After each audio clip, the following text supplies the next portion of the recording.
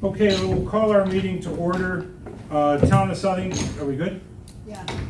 Town of Southington Board of Finance meeting. Today's May 18, 2026. It's called a special meeting because we adjusted the time versus the original published calendar. We did that because we have to set the mill rate in accordance with the charter by a certain date. What's it, the second Wednesday or something? Third Wednesday? Third Monday. Third Monday. Trying to be honest with everything here. Okay. Let's stand for the Pledge of Allegiance and we'll do the roll call. I pledge allegiance to the flag of the United States of America and to the republic for which it stands, one nation, under God, indivisible, with liberty and justice for all. Okay, roll call, please. Mr. Lebenek? He's not here. Mr. Pocock? Here. Mr. Bedoin? Here.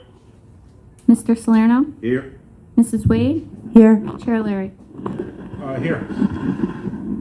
Chairman, can you just bring the microphone a little closer? Yeah. Usually I tell everybody that. Like a rock star, you gotta eat the microphone. Okay, we have a quorum, so I'll seek the approval of the minutes of the April 15th meeting. Second. Yeah, first. So moved. Okay. Mrs. Wade, Mr. Pocock, Second. and are there any changes to the minutes? That's just trying to rush. All those in favor signify by saying aye. Aye. Opposed? Okay, minutes are approved. Aye. It was an aye. Aye. Okay, Kevin, got it. Aye. Aye. Aye.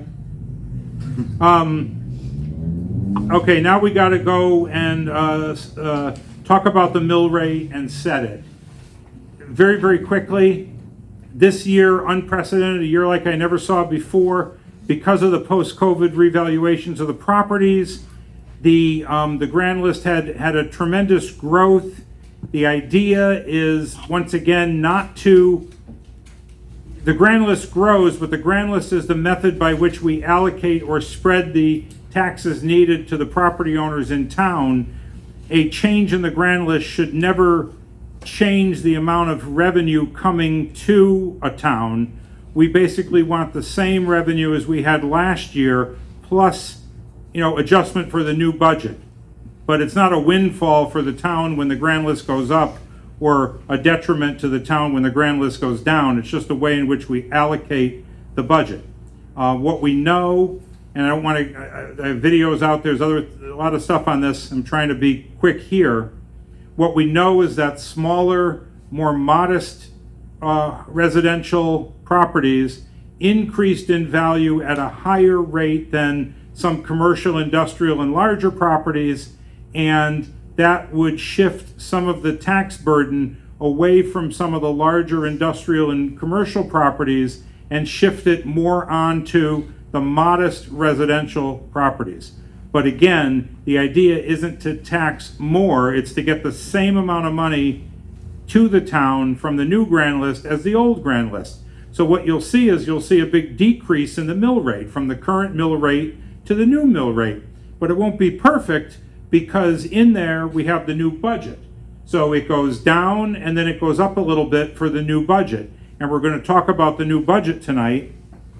And we'll talk a little bit. So the old mill rate is 32.80 in a blended sense, because last year we had the cars were capped, and we had to have two mill rates, one for the vehicles and one for everything else, and so we end up with a blended rate of 32.80. But now we have an increased grand list, so the mill rate will go down. But then when it goes down, then it bounces up a bit for the new budget, which requires more revenue because spending went up.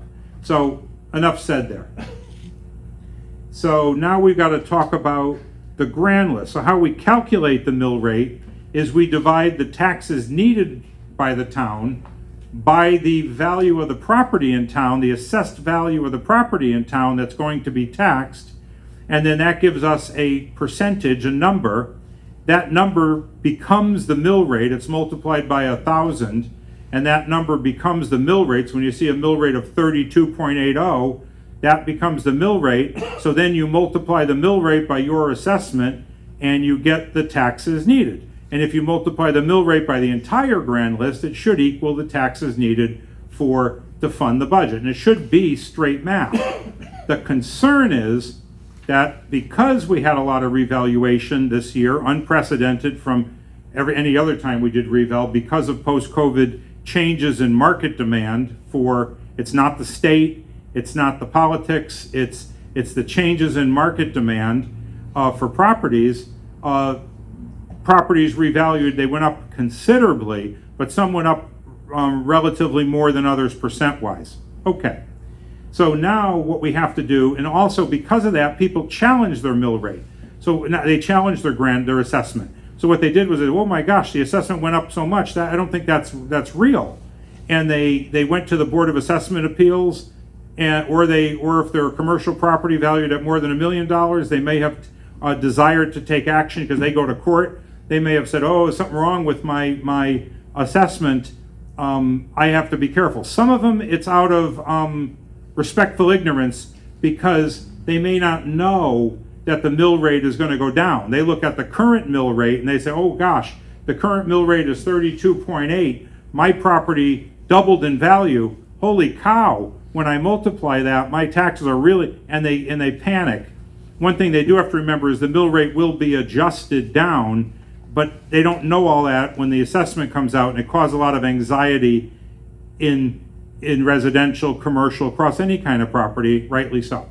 So now what we got to do, we got to make sure we got the right grand list. If we got the right grand list value, then it's just math. We take the taxes needed, which are $159,275,411, divide it by the grand list. It gives us a mill rate. We say, okay, that's our mill rate. But if we think that this grand list is going to move anymore, like it's going to go down, more people are going to challenge it, it may decrease further.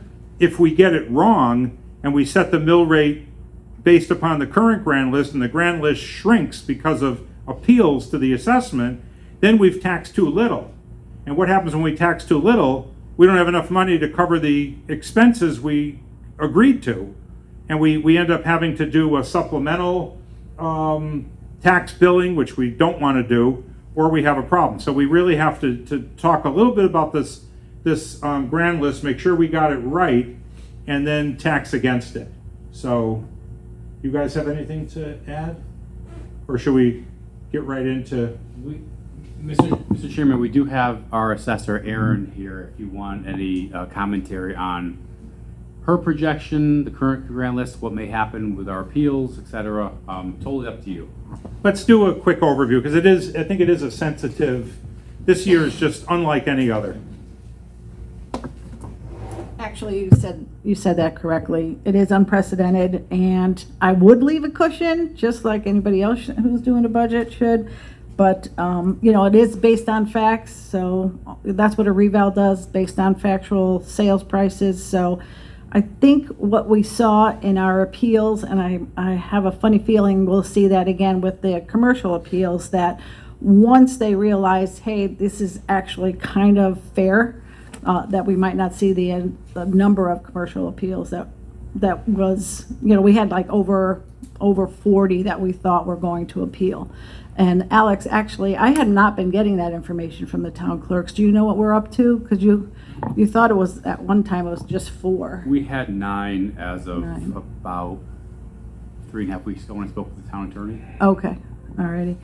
So I think a conservative cushion is something we should do, but that's not my role. But to prevent any last minute cuts, or like you said, an extra fee or an extra bill. But so right now, after the Board of Appeals, we have a grand list of $6,840,006,469. And so that's the original grand list minus the number of the appraised value that we took off through the Board of Assessment Appeals. That's reflected in here, the amount you took off. This is the net, the lower number. The lower number, yes.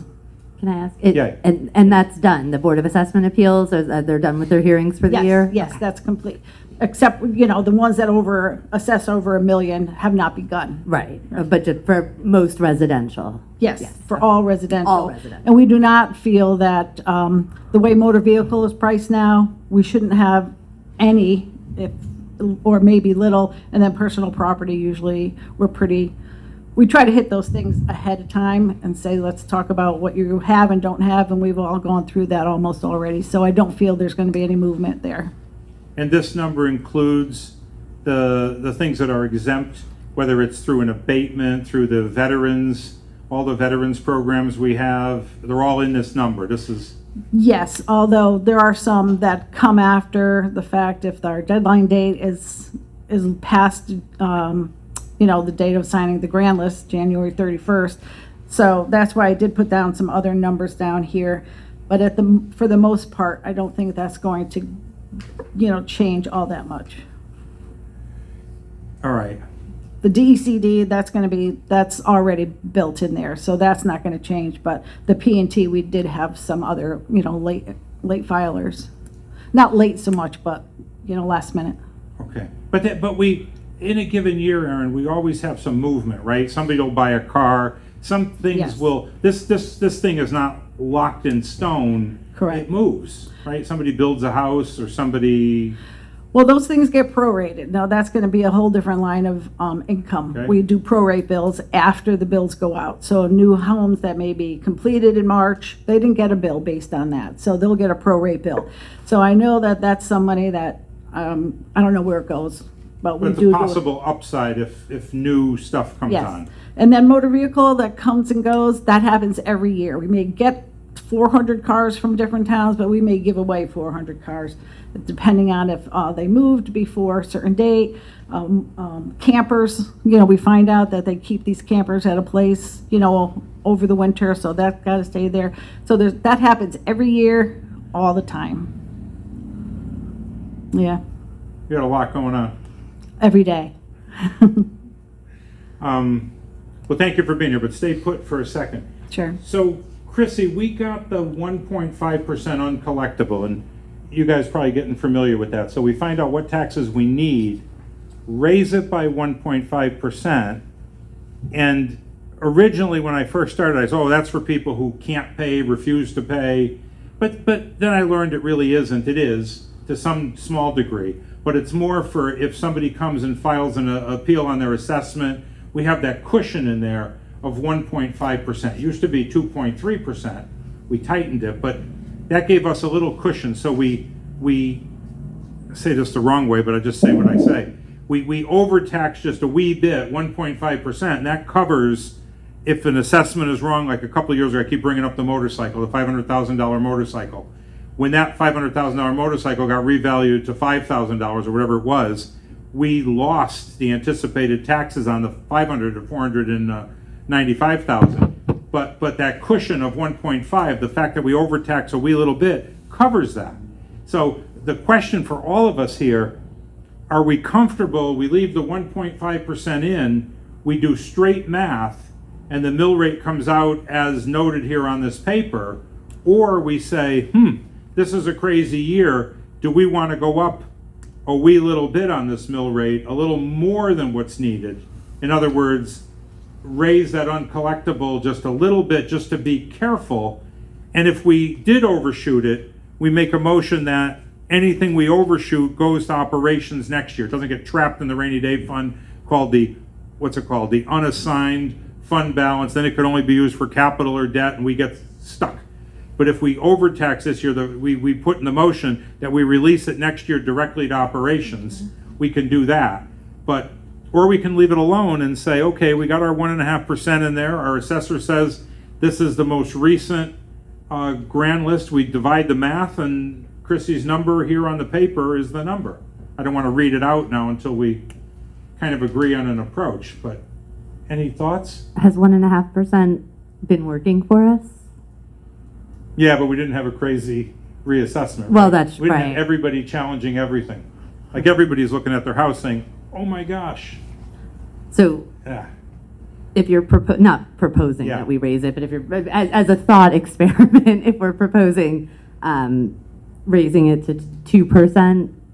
Do you want me to plug in the numbers and just, so you can compare? Can we do? Good, and I then mean, it's a we'll thought, come it's a look? thought whether we Okay. want to do it or not, or we want to say, let's see if it comes up within the 1.5 covers us. If there's any of those appeals that are in court land, with adjustments, those 1.5, well, let's see, what's the 1.5 worth?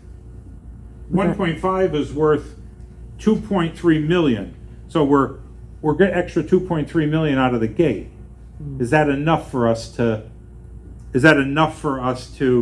feel comfortable that our mill rate gets us the taxes we need, and it gets us the 156 we need, an extra 2, well, rounded for the 159 we tax.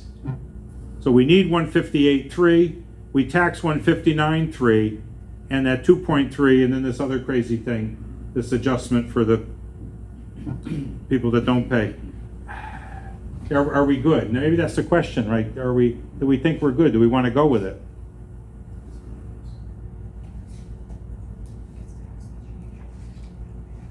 I guess if there's. John, I'm good with it, because didn't they say that the appeals for the residential is over? Yeah, that's what Katie, just confirmed, right? So then the only appeals left are a Okay, few of and them. then- How long do the court ones have to take? Those are the BOA appeals. The court appeals would have to be out within the next week or two. I don't have an updated number on them from the last 2 weeks. Out of court, or somebody's got to raise their hand? Those have to be filed in court, and they take anywhere from 3 weeks to 2 years. 2 years. Yeah. I mean, However, John, Yeah. so the ones that would be appealed, the ones that are in court, are they just pretty much commercial properties? Yeah, over 1 million, they said. Over 1 million in assessment. Okay, and over 1 million in assessment. you also said that the commercial properties had favorable valuation, so I'm thinking if anyone's, Once they see the mill Property rate we are- set now, they may change their mind and not want to go to court. If they're getting their assessment, they're running it against Yeah. the 32 mill rate, they're saying, holy cow. But if we give them the new mill rate, they'll say, not so bad. When they multiply it, they may be paying less than they paid last year, maybe, or a lot less, Who knows? If we assume that everyone wins that's my their, thought pattern. if we assume everyone wins their appeals and we don't have enough money in here, where are we finding this money? That's the rainy day fund. That's the rainy day fund. Okay. Or a supplemental tax bill. Nobody wants to ever say that. No. Okay. I would be aware that most people, if they're going to appeal their value, not like their taxes. When they see a lower tax rate, okay, that's going to be great, but are they still just appealing their value? And the appeal only is a piece. You don't go in with $1 million property, Right. go to court, and they're going to judge, okay, yeah, your property's worth 0. Right, It may come yeah. out worth 950. So maybe it's not the whole thing. Maybe we're okay with where we are. It's a question for us, right? Do we want to leave it? Do we want to leave it as the math?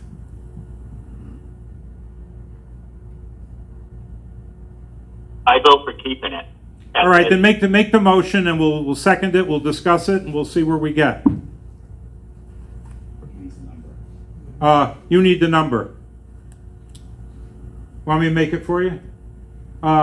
Make a motion that we set the mill rate at 23.29 for the fiscal year 2026-2027, based upon a grand list of $6,840,006,469 and taxes needed of $159,275,411. I'll second that. We have a motion and a second. Any further discussion? Let's do a roll call vote on it. Everybody has this paper, right? Just want to make sure we're speaking in turn. Mr. Pocock? Yes. Mr. Bedoin? Yes. Mr. Salerno? Yes. Mrs. Yes. Mrs. Wade? Yes. Chair Larry? Yes. Should I double check the math? Well, I didn't do it. I mean, I don't want to be, that's our real job here. I'm reading it off of paper, but, I'll tell you, okay, so it passed 5-0, at 23.29. Can we just recheck the math independently? We're all checking, Mr. Chairman. Mr. Chairman will check it too.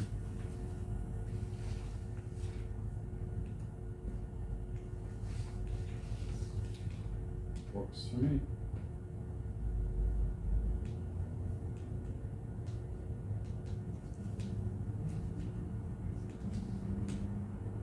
Ooh.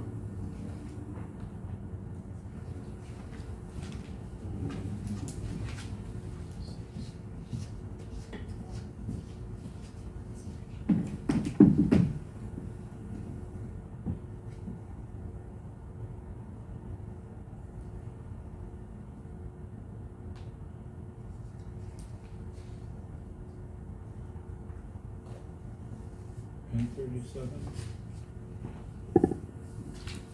Over 39 times 1,000. Oh, I gotta times it by 1,000.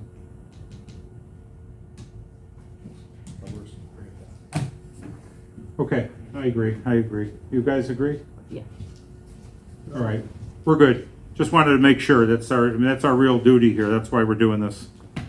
Okay, so for anybody watching, listening, the new mill rate will be 23.29, and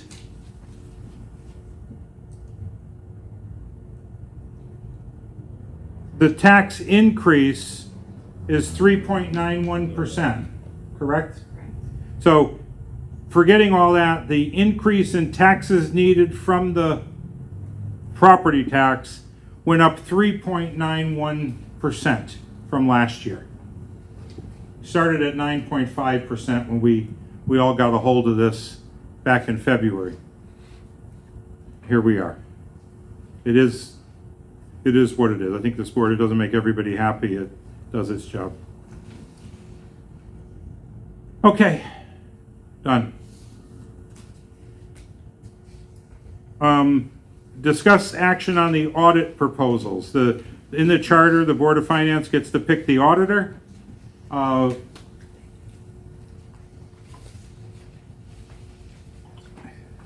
You're good. Okay, all right. Thank you, Aaron. Thanks, Aaron, for being you. with us. I appreciate it. Thank you, Aaron. Thank you. Have a great night. Okay, so let's get on with picking the auditor. Chrissy, do you want to lead the charge here? Sure. We received 2 quotes for the FY26 audit. One is from our current auditor, CLA, to perform the same duties that they have in the past, and they quoted us $98,800. The other one is from another auditing firm, PKF, performing the same duties that CLA has previously performed, with a quote of $106,500.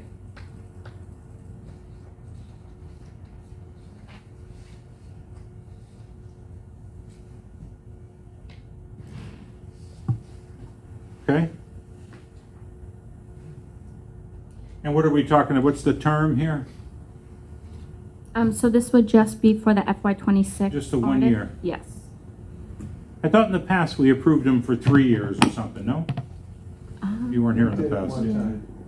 Yeah, we approved them for a multiple year, but, okay. So, yeah, they did not want to do the 3-year term. Currently, they just wanted to do the proposal for 1 year. Okay, who's that? Both. So Okay. for the PKF, it would be a new auditing firm for us. Mm-hmm. So they wanted to, usually the first year is the most work when you switch Right. auditing firms. Yeah. So that could be why it came in a little bit higher. And then they would reevaluate after the second year. Okay. So we're going to need a motion to accept one of the proposals, Correct. right? We want to do that tonight. Yes, if you could. I do have to send in your decision to OPM by June. So if you could, And they care? every year you have to let OPM know who your auditor is going to be for Okay. the next year. When did you say, by June 3rd? I believe by the end of June. End of June. Yeah. Anybody want to table it till our next meeting? Or do we want to, Almost. we could, discuss it. Any thoughts that you have from being closest to it? My recommendation would be to stay with CLA. We do have a working relationship. They have helped us this past year. We have our working papers already with CLA, so if we were to switch, we would have to, prepare all new working papers for the new auditing firm. CLA is supposed to be one of the best auditing firms in this area. If you didn't feel, I'm not sure how long we had our current auditor, Leslie Zoll, but if you didn't feel comfortable, staying with her, we could recommend a different partner. In the past, to work we with. used to do partner rotations. I remember going through this week. They're a large firm, so they have different partners. We rotate the partner in the team, but stay with the firm because they had the bench strength. But This past audit, they have like another piece to their firm, so we had their consultants come out to assist us because most of the staff in the finance department were new. So we kind of already had a fresh set of eyes looking at our department, and they did help us really, look through our internal controls, helped us with the work papers that we had to complete, and they gave us, a lot of recommendations that were very helpful.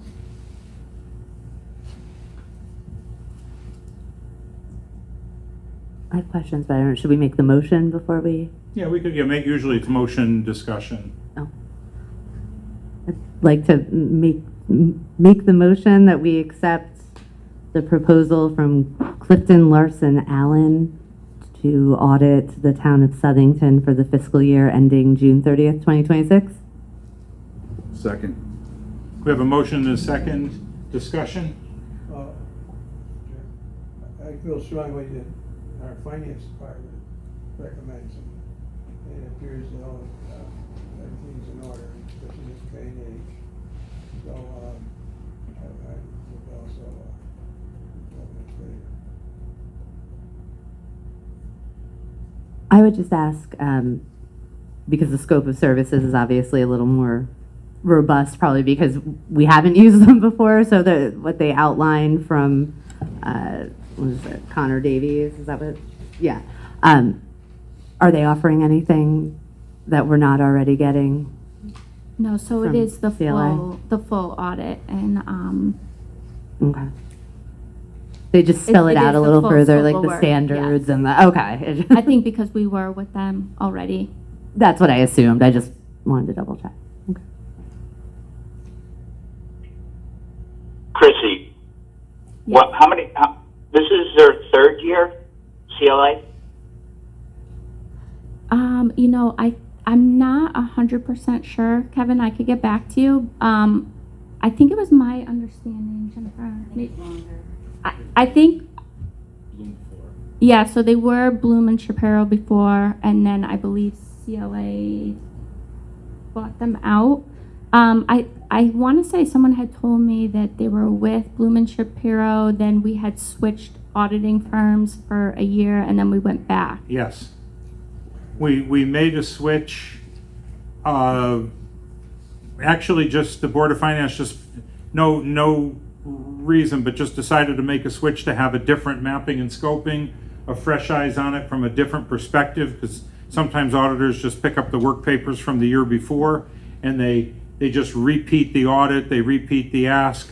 But if you get a new firm in, they do the mapping and scoping, they come in and they may want to look at it from a different angle. And we thought, well, we get to pick the auditors, what's the harm in picking another firm? So we picked another large firm, but when they came in, it became a very challenging, not challenging from anything wrong perspective, but just a challenge in the scoping, and we decided to go back.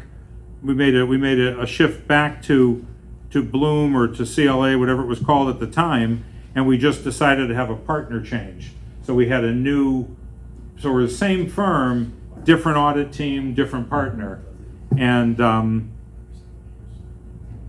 they had a large bench strength, like a lot of different people, and it was beneficial to us. Mr. Chairman, the partner is required under law Yeah. to switch off every several, I don't know, I believe it's 5 or It's 7 a years. number of years. We just want to make sure that's That's a happening. federal standard that they have to swap off. Yeah, I know in public companies, yes. I just don't know with this. So that we just make sure they rotate partners. We could always table and hear a little bit more, or we could carry on with the motion and go to a vote. Okay, hearing no motion to table, let's go to a roll call vote. Chrissy? Mr. Pocock, Yes. Mr. Bedoin, Kevin? Yes. Mr. Salerno, Yes. Yes. Mrs. Wade, Yes. Chair Larry. Yes. 5-0 CLA, and Kevin voted twice. Okay, all good. Thank you. Thank you for getting it sorted. But one more comment. We do have the right to pick auditors, and I interpret that broadly from the charter. It doesn't just mean the financial compliance audit. If we want to audit a particular thing or audit internal controls, which is not a focus point of this audit, we want to say, let's look at the internal controls around cash. Let's look at the internal controls around IT systems. We could hire a firm to go in and do a specific audit, an operational type audit, or a specific focus audit, an internal controls audit. I interpret it broadly.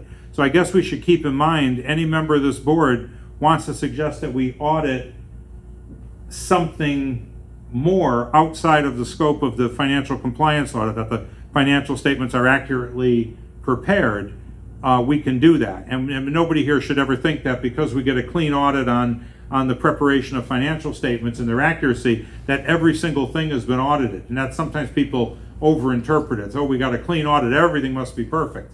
But we could also retain one of these firms, maybe even O'Connor Davies, PKF here, and say, can you come in and do an operational audit with this scope, or an internal controls audit, and things like that. So let's keep that in mind. But if anybody wants to bring that up, we can do that and just have a little more assurances over anything that, we think there might be a risk, a high probability of it happening, or a high, we always look at probability and materiality. So could somebody at the drive-in pocket some cash from parking the cars? Of course. But is it material? And what's the probability of it happening? And what's the probability that if it were to happen, what's the magnitude on the harm of the town? So sometimes there may be a high probability, but a low magnitude, or sometimes a very low probability, but a high magnitude, or a bit of both, and we may want to audit an area. So keep it in mind, always open to picking it up. It can be done anytime if somebody says, hey, we really ought to do an IT audit, internal control, something else. Okay. Now, thank you there. Self-insurance update. Hello. Hello, Joe. It's How good are to you see you. Yeah. Kevin, pay attention. You're our self-insurance guy. Back me up, Kevin. So right. I believe. Here, take a microphone for our system up there. Yeah. I believe you guys have already, the town council has already seen the updated numbers through March. I think if you're looking, do you have my presentation? If you look at page 7, I think that's probably the best page to look at. That's the progression of projections. Originally, when I first met with you guys, we were talking about November.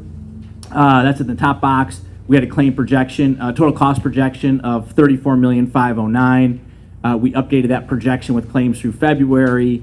That came in at $33 million. That's in the orange, if you have a color version, or shaded. $33,621,000. And then with the March update, which the town council's already acted on, total cost projection reduced to $31,198,000. Those projections, I won't go into all the details. I know you have a lot to talk about tonight, and you have another meeting. Those projections improved because the experience period claims. So remember, top box, bottom box of my projection, that top box improved, right? The actual claims that we use to project forward.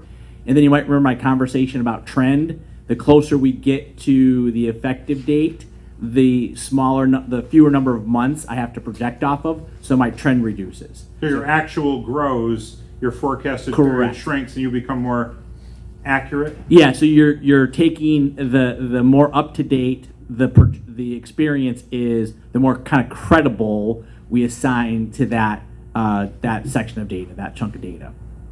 So that's what led to our improvement. The Board of Finance or Council approved the 1.5 million. Council. Okay. So then you guys agreed to a $1.5 million reduction. That brought your budget down from the $33,198,000 to $31,698,000. So that's in the bottom box in the first column, the very last row. And so that was down $423,000, which I believe you already taken into the budget. My recommendation is that's a perfectly fine number to use. I support that. Right? I wouldn't put it on the paper if we didn't. Is that a So- conservative position or Just a on a standard. scale of 1 to 5? It's like a Standard, 3? yeah. So we used the 9% trend that we were using all along. You might remember the very first projections. We kind of gave you a range of trends. 9 was about the middle. That tended to tighten over the cycle this year for all groups, not just for Southington. So we ended about that 9% trend. So I would say it's very moderate projection. We weren't being aggressive. We weren't being conservative. So yeah, very comfortable with the trending assumptions that we made in there. Current year is running well, continues to run well. The March claims did not really impact the fiscal year status, but we're running under projection for the 25-26 plan year with 3 months to go unless something super catastrophic happens. I anticipate we'll end under projection this year, so that'll be good news as well. Any questions on where we are here? Okay, so I do have some additional good news to share. You might recall we agreed to do a stop-loss RFP. Problem with stop-loss RFPs is they don't provide results until very late throughout the budget cycle. So we didn't get the actual results in until after you guys approved your budget. And actually, we negotiated that down even since then. So we had a lot of interest from the market in Southington. I think there were 17 different firms responded to the RFP, including Anthem. 4 in particular, including Anthem, were of the most interest. One, Amalgamated, was asking for a lot of disclosures. They wanted a lot of specific data on specific members, and they weren't one of the lowest bidders anyway. So we kind of stopped working with them. But the 3 that were in contention were Anthem, Amenta, and Crum & Foster. I do some work with Crum & Foster. They've been very good. Amenta was new to me. Amenta came in at a 5.4% decrease over current.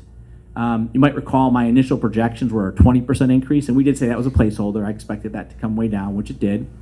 I expected that Anthem would react to that, but not as much as they did. Anthem came in at a negative 2.54%. And so right now there's a difference of about $23,000 annually on a total premium of currently of $800,000. Amenta is about $23,000 less expensive than Anthem. A couple things to understand, and I think we talked a little bit about this before, with stop loss. Nice thing about changing stop loss vendors, it has 0 impact on your members, has 0 impact on our benefits, right? Doesn't change anything how we interact with Anthem. It's just who protects our risk. One of the downfalls of having a third-party stop loss vendor is there is a cash flow impact. And what I mean by that is if Anthem is our stop loss vendor, or if we were with Cigna and Cigna were our stop loss vendor, once somebody hits stop loss, they stop drawing the claims on that member. So if Joe Spurgeon hits stop loss in October of the fiscal year, for the rest of the year, they're not going to draw claims on Joe. When we have a third-party stop loss vendor, right, they're not the one drawing claims, so Anthem would still be drawing claims throughout the year, and then we have to seek reimbursement. It's automatic.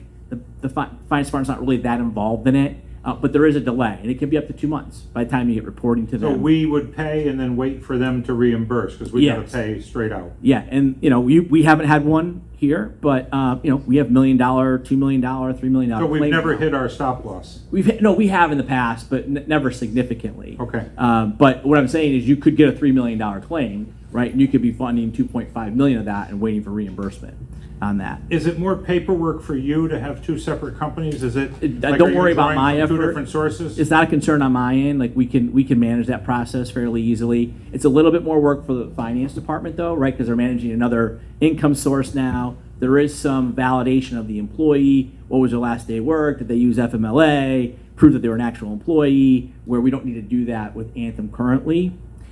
So there's kind of a pro to staying with the incumbent. So for 23,000 more, got to see if the juice is worth the squeeze, right? Yes. For 23,000 more dollars, making this change away from Anthem would require more complexity in the finance department.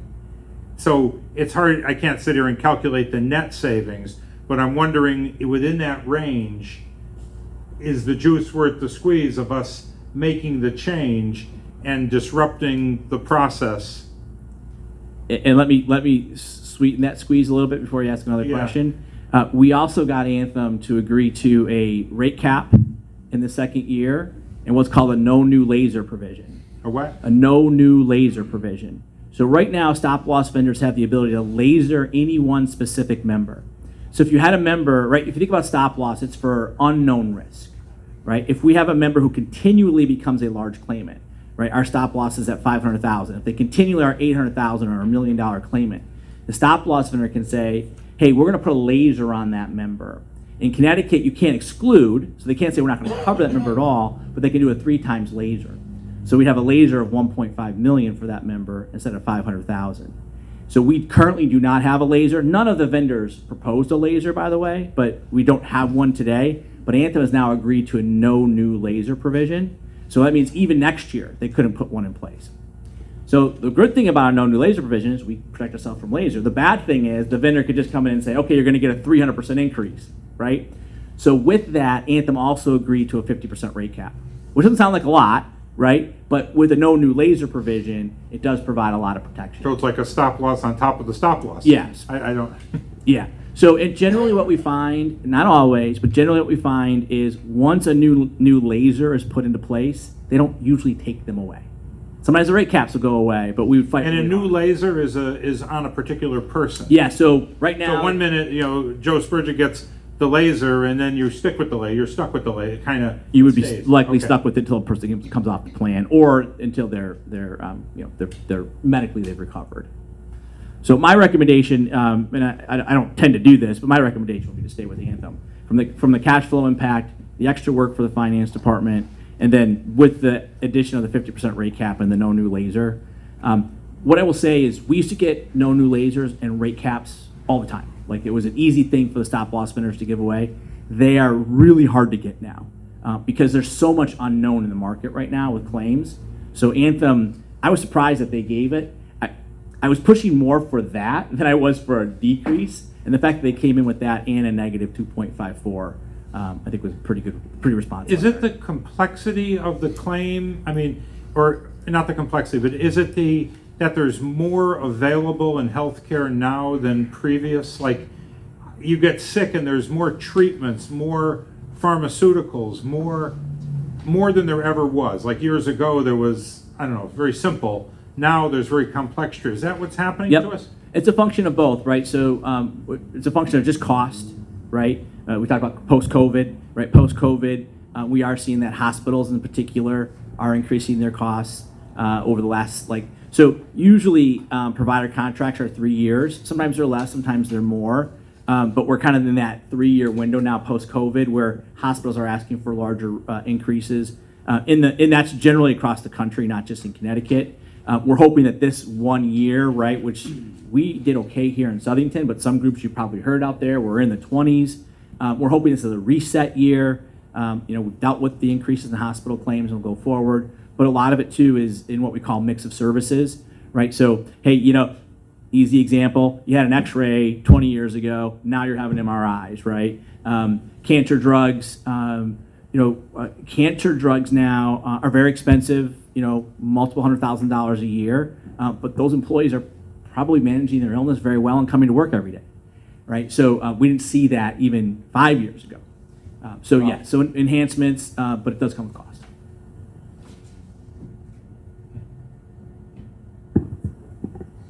Mr. Chair, do we have to take action on this? Do we Yeah. need to add it to the agenda? Or do we have, Where are we with is there, to take action on it? I don't see it on the agenda. So what do we do? How do we action it then? There's no action, it's just your self-insurance No, but to choose the stop loss provider. Sorry, that's, yeah, yeah. Add that. Let's make a motion to add it. You can't add to a special meeting. Okay, put it on our next agenda. But we're not changing, you're not changing. Oh, we're not changing? Oh, then we don't worry, okay. all right, no action needed. Unless unless what I presented would make you think you want to change, right? But we're not recommending a change. I'm not recommending a change. No, we don't need to take action on it if we're not Okay, making a change, then. we're not taking action on it, because we're not making a change. Saved you. Good job, Joe. Okay, Okay. Anything else for me? Plan's running great. It's no, but we appreciate you, and just, you know, always, as this budget, just so you know how much we appreciate you. As this budget moves, sometimes, bad word, politics or whatever, somebody wants to get the mill rate down, or they want to, and they start to reach towards self-insurance, it's good to have you as that, like, independent voice of reason to say, here's where our trends are going, here's where our reserve is, here's what I'm seeing independently. That helps us here to know whether, you know, the powers that be are doing the right thing. So, happy to serve that role. yeah, no, we appreciate you. I mean, Katie had asked early, right, who's our actuary, who's looking out for us independently at an arm's length, and that's you. Yes. So you've been doing it for a while, Yeah. and it's been really wonderful that you're doing that. Yeah. Well, and I think the town of Southington, your elected officials have done a good job. You know, self-insurance committee for many years, and now you guys. Yeah, now it's here, Stewarding it, so it's yeah. a little bit of, Yep. it's new to us. Yep. Mr. Chair, speaking of which, I don't know if Jen had anything. Oh, yeah, Jen, please. Hi, so I was just going to ask, the budget that we've all agreed to for the self-insurance, the town council took the action to use the extra $423,000 at their meeting when they approved everybody's budget. Does the stop loss amount that we're talking about, that Anthem is bringing down, change the grand total of what the self-insurance budget should be voted on, so that we can use it as a reallocation item? Yeah, well, I'll let you decide whether you vote on that or not. But yeah, so the number on the slide 7, right? The 31,698,000 that town council approved, which is down to Jen's point, 423,000. That would go down another $118,000 due to the stop loss offsets. So it would go to. And if this committee is now the one that's making the decisions on the self-insurance budget itself, I believe that I, or the Board of Ed, would need an action on the new agreed-upon budgeted amount, so that the reallocation plan presented to the Board of Ed at next week's meeting could take that adjustment as part of the reductions, if possible. So, Mr. Chair, I believe the question is, do you want to, it will go back to the fund as a reserve going forward. Jen, is the question, you want to go back retrospectively to change it? No.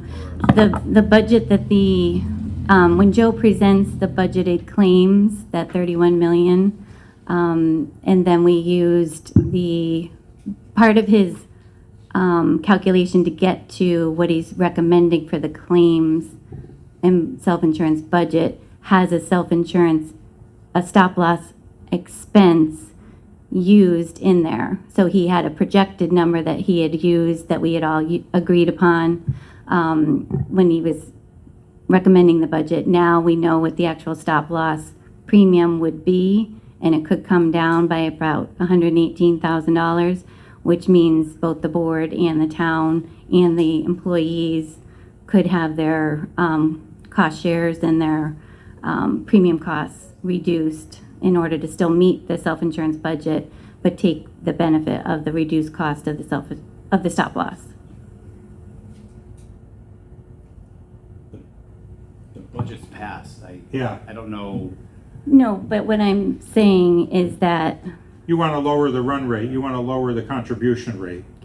in the past, the self-insurance committee had Yeah. opportunities to adjust what the self-insurance budget needed to Even be. after the budget was fully passed by town council, or up until that point. See, I think this budget's locked in now by council.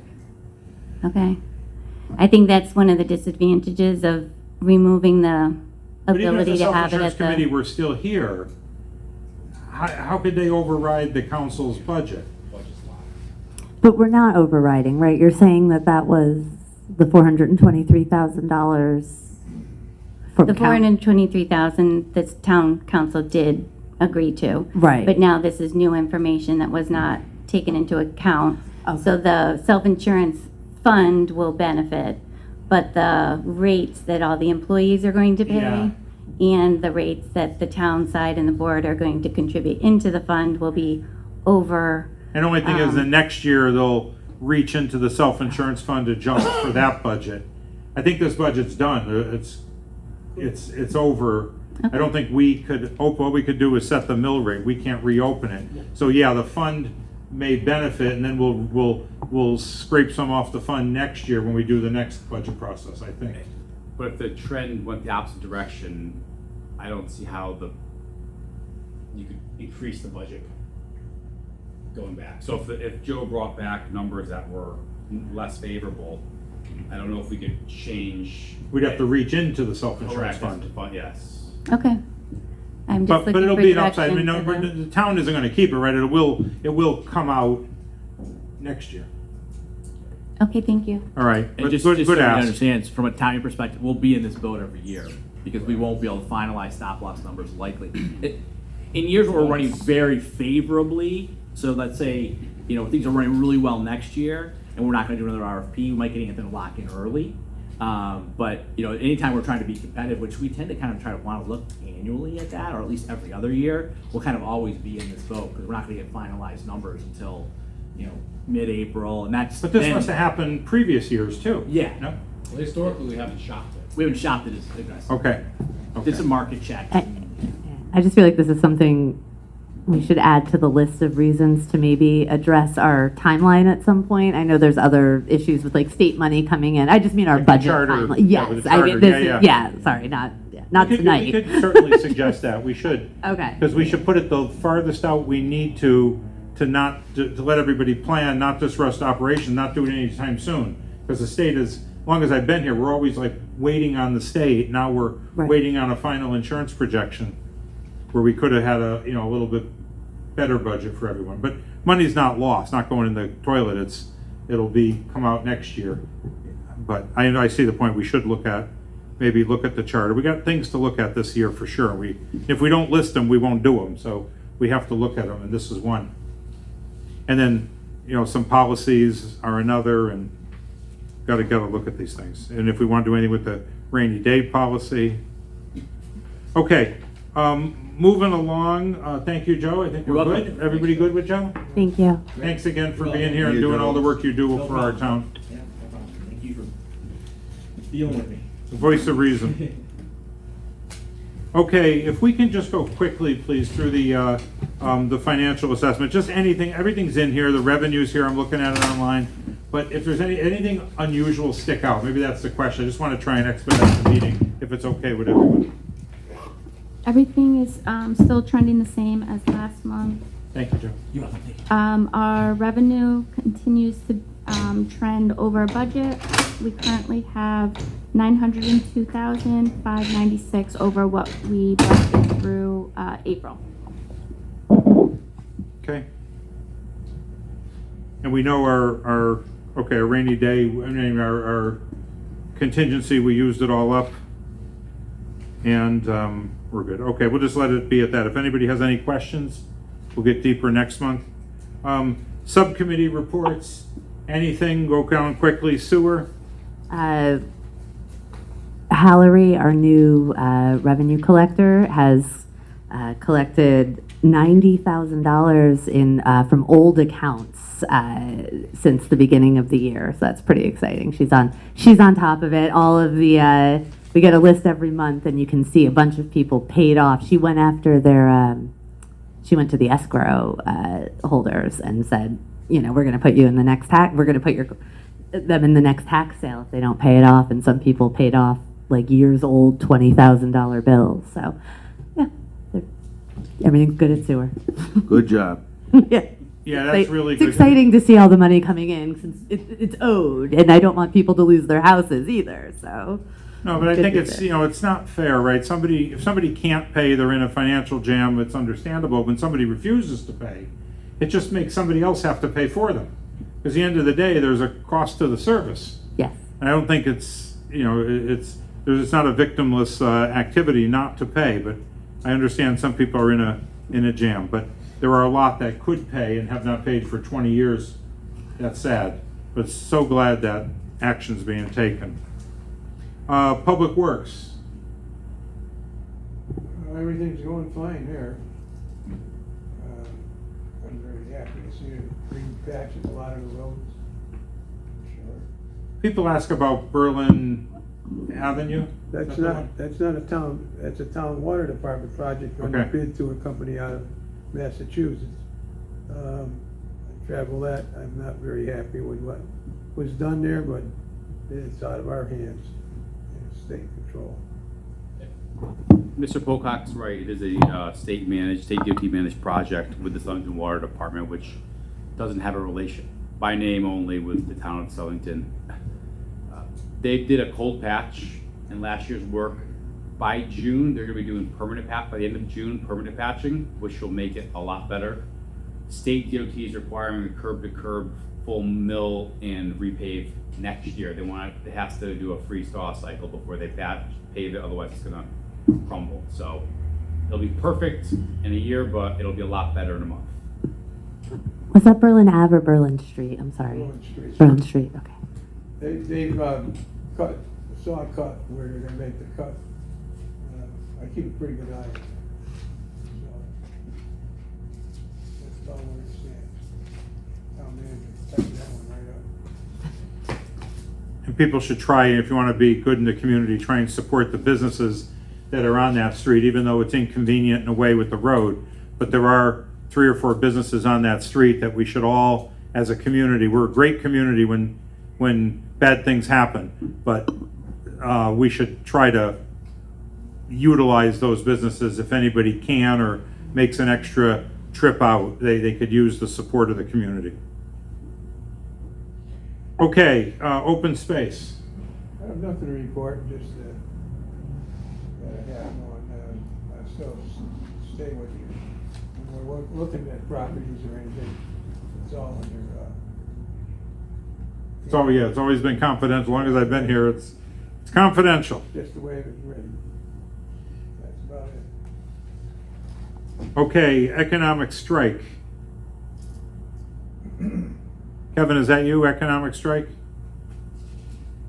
Yeah, I don't have anything. But Okay. if you don't mind, I'm going to hang up.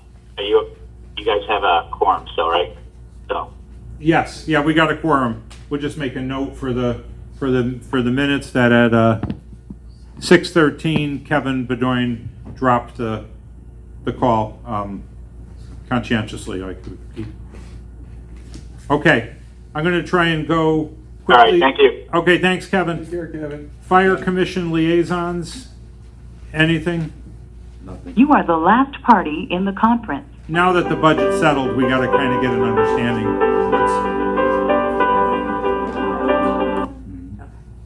We got to get an understanding of what's going on over there and how do we move forward. Okay, board communications, public communications. Hearing none. Board member-to-member communications.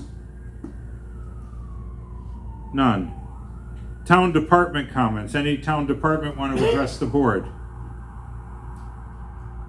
None. Okay. In light of some fraud in New Britain, people had reached out to me and said, "What are the control? How do we know it doesn't happen in the great neighbor of New Britain, Southington?" And they asked me to have a look and just ask questions. And I copied. You guys were copied. I just asked, can we review our controls? I think it wasn't that long ago, right in this meeting, we had talked about who has a purchasing card. We had a slight conversation here, because I recall it, but I asked again, and I just want to do an overview of how travel and entertainment, T&E policy, who signs off, and if we have any town credit cards, who has them, and how authorization for spending is done. Just briefly and quickly, because we all got briefed on it in our emails, but Chrissy, if you could just tell us briefly where we are, what are our controls, and do you feel we have a good control design and good control effectiveness? Sure. So we currently have 6 credit card holders, mainly for the departments that we're using. We initially had 1 credit card, but we had a lot of some departments that were more of the heavy hitters. So I decided to issue additional credit cards to the people that use them more frequently. Each credit card has a $10,000 limit on it. And the finance department, we have 3 people that can log on to the credit card system and see what purchases were made. Also, when I set up the credit cards, I put certain controls in place. So, for example, like they can't be used at a package store or to buy like different stores that are not appropriate for government purchases. These credit cards are mostly used for purchases that need to be made online or for unexpected purchases like an emergency situation, as well as for traveling when someone has to make an airfare purchase or a hotel purchase. And usually with those purchases, it's approved by the town manager ahead of time. He knows that the employee is going to be traveling. Once the purchase is made, the person has to keep a copy of the receipt. It's approved by their direct supervisor if it's not the department head. And so the department head will sign off on it, and then it comes to my office. The accountant in my office reviews it, makes sure the purchase is appropriate and acceptable, and then it is paid. But like I said, it's used very minimally. On average, it's about, I would say, we spend about $300 per month per department, if anything. And who approves the town manager's expenses? So if the town manager has any expenses, I will approve them, and vice versa. If I have anything, the town manager will approve my expenses. Could you just let the chairman know how many expenses would you say I've had over the last year? On the credit card? Overall. Or reimbursements, maybe 2 or 3? Yeah. Very minimal. Okay. It's just good for people to, I admire that because it's great, but also it created a little monster for people asking me, and I get a lot of questions, what happened before? And I said, I'm sure it was taken care of or managed. So that's my answer to it. Yes, with all of our purchasing, it goes through multiple layers of approval. and Board of Ed responded today saying that, I think they said they don't have credit cards and they use an approval process as well for spend. Yes. That means that people would pay on their own and then get reimbursed through an approval process. Correct. Any questions, concerns, anything?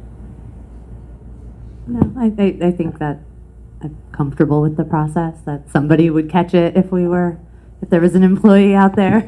We could very easily produce the list of purchases, at least the statements, if you'd like, over the last 12 months, just to give them, share them with the board if you just want to see what the kind of standard. Is this part of the audit too? I'm sorry. Yes, Is this- I mean, they could choose, when we're audited, they don't go over every single. Right, they piece of just paper, pull. But they will choose samples. But yeah, most of the time it is for like a conference fee or travel. Very rarely is someone like going to the store and buying Right. something. And I mean, everything is scrutinized, Yeah, do we want to review like the last fiscal year's Why don't purchases? we? We're gonna get or- asked questions Sure. to the new Brit, and Just, we'll put it in the yeah, packet for next I mean, I'm month. very Sure, comfortable no with problem. how we it's could say being at least used, we but, monitor it and we look at it. right. everything for the last year. Yeah. Okay, Let's do fiscal. no problem. Yeah, it just helps us, I mean, the folks look to us for credibility and control, especially when things are in the news so prominently, and, yeah. And then it makes it simpler too, if folks in the public want to FOIA, it'll just be the minutes and the public can see. Yeah, everything public that we could. spend money on. Yep. And, you know, internal controls are just that. They're intended to control, doesn't always prevent everything, but if we have a good control design and we have good control effectiveness, we should be okay. And again, we talk about picking an auditor for other things, but let's do this. All right, going to try and move kind of quick. Administrative business, I'm going to take them all in once. There are 5 of them. So these are cases where money's been received and we just have to put it to the department that needs it. Appropriation, $2,000 even. Animal control for canine supplies. Appropriation, $1,069.52 for police overtime. Appropriation, $46,335.39 for Board of Ed special education tuition fees the town received. Appropriation, $400 even for the fire department, a digital camera for inspections. Appropriation overtime, $3,651.48. General fund, police, state of Connecticut money given to the police department. We have a motion to approve. So moved? Second. Motion is second. Any further discussion? All those in favor signify by saying aye. Aye. Opposed? Carries 4-0. We got a list of administrative business. Please stop me if anybody wants to discuss in deeper. They're all in the packet here. Department transfer 2025-26 year overtime wages, $4,000. General fund assessor, regular wages to overtime.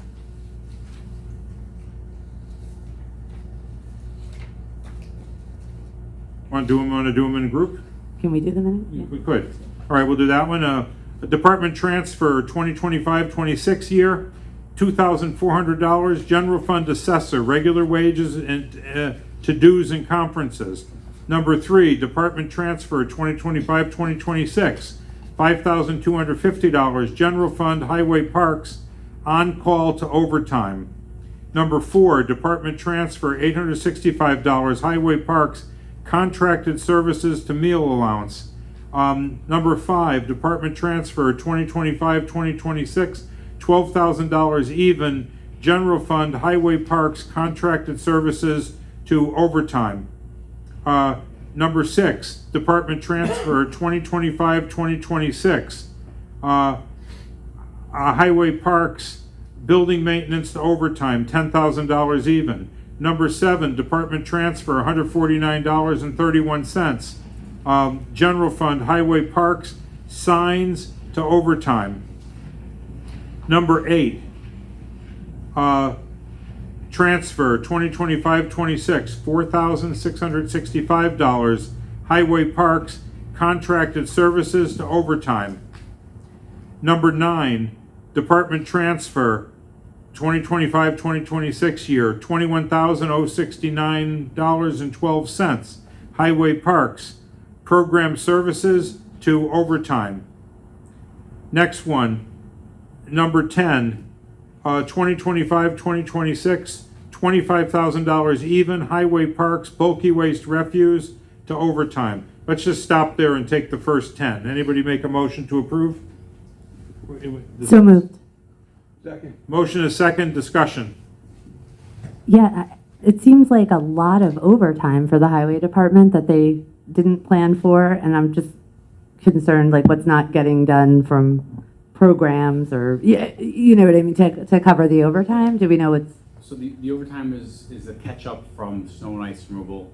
This year we went over significantly. The contingency account paid for most of the program supplies, which were salt, et cetera, and contractors. The rest of them are actually, they're relatively small compared to the overall budget. They're just, I know they look like 10, 12 grand, but they're like, you got one for $149. The total transfer to OT was just under $79,000 to cover the deficit.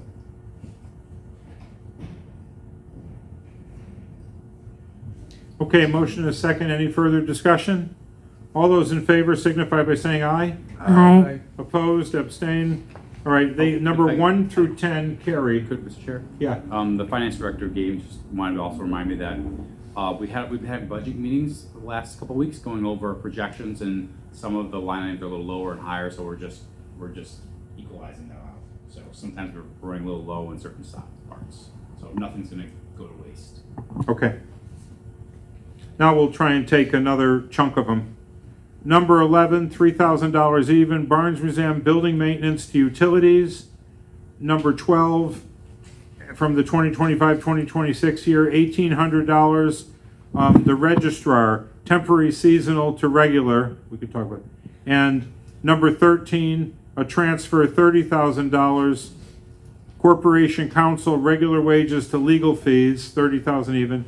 The next one, transfer 2025-2026 here, water pollution control, plant maintenance to uniform cleaning services.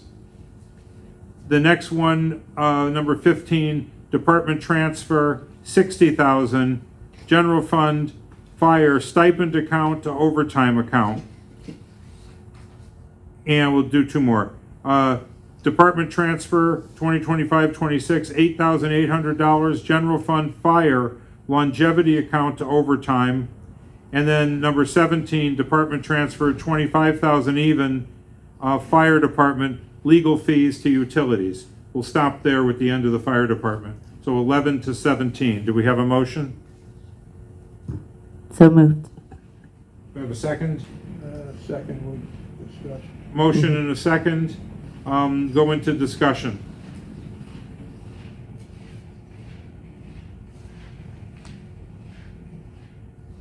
The fire department, we're back into overtime. I gotta slide down here in the notes. Sure.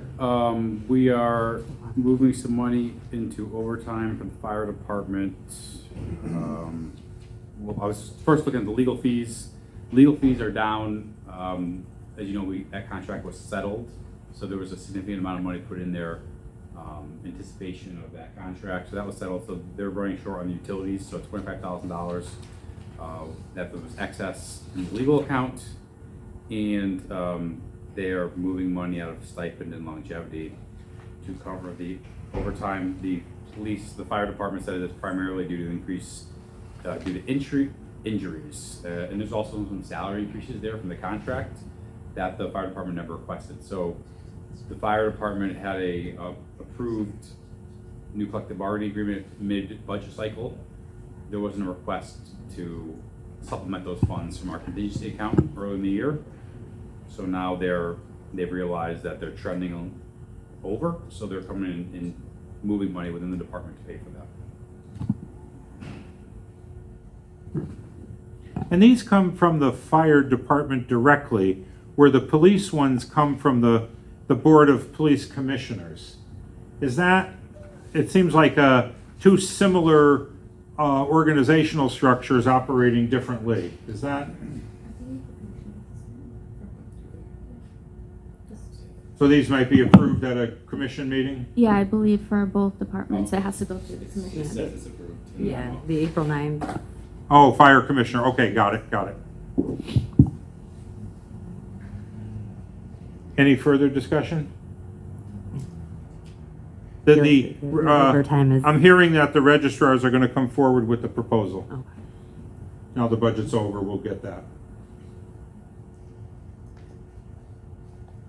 That might require a little bit of work. There may not all be in agreement, but we'll have something to start with. Okay, all those in favor signify by saying aye. Aye. Opposed, abstain? Carries 4-0. So now we're down on number 18. Department transfer 25-26, $125,000 even, general fund, police, regular wages to overtime. Was that the last one? What did I do? No, it was one more. And the next one, department transfer 25-26, $20,000 even, general fund, police, regular wages to dispatch overtime. Have a motion? Mr. Chair, just, I think there is one more if we just want to take it all together. There's There the, is? Next page. yeah. I'm on the next Oh, page. no, it's not on the agenda, but. It's not on the agenda, but there's a page. Oh. This is it, you have to add this one on, it's the last minute. All right, let's approve these two, then we'll add that one on. I don't know who this one is, I'm lost, but okay. Let's just do these two, then we'll add the last one. Motion on 18 and 19. So moved. Second? Second. Motion is second, any discussion? I have just one thing to say, that when we budget, we should know this for all departments. When we budget, we fully budget the salary line, knowing that we're never gonna fully pay the salary line. Somebody, for some reason, in the departments is not gonna be there to collect the salary. It could be that they resign, they go on military leave, they go on medical leave, they retire. So if we don't know they're gonna retire, we budget them for the whole year, then they retire halfway through, whatever it is. So we know the salary line will never fully pay out, so it's normal to see transfers from the salary line to other lines. And we can't, look at a trend and only fund 93% of the salary line. We've always funded 100%, knowing that we're never gonna fully pay it. So these aren't unusual to see. Any further discussion? All those in favor on 18 and 19, say aye. Aye. Okay, abstain, opposed, 4-0. Okay, next one. Next one is, we gotta add it, we need a motion to add it to the agenda. It comes from the Calendar House, Senior Services, and it's a transfer from temporary seasonal wages to building maintenance in the amount of $5,500. I'm sorry, I Have a don't, motion to add it. I don't think we can add it. I thought that Special meeting. we can't add. Ah, good point. All right, rejected. Sorry, but good point, good catch. Yep, special meeting. Follow the rules. Okay, nothing else. We look for our favorite motion at 6:32. I move to adjourn. I'll second. All right. Motion is second to adjourn. All those in favor? Aye. All right, meeting adjourned. Thank you, everybody. We got a mill rate.